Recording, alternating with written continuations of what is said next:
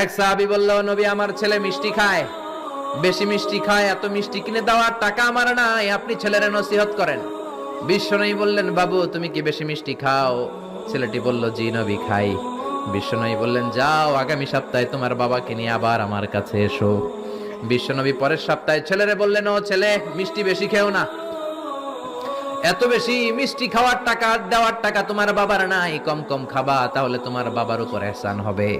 ছেলের বাবা বলল, নবী এই কথা তো গত সপ্তাহে বলতে পারতেন।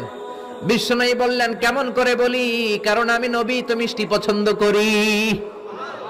এক সপ্তাহের ব্যবধানে নিজের অভ্যাসটাকে পাল্টালাম, মিষ্টি কম কম খাওয়া শুরু করলাম, আগে নিজে আমল করলাম, তারপরে তোমার ছেলেরে বললাম। সুবহানাল্লাহ। বাড়িতে যে কি রহমতের নবী, কি বরকতের নবী, নিজে কিছু আমল না করে অন্যরে বলতেনই না। সুবহানাল্লাহ।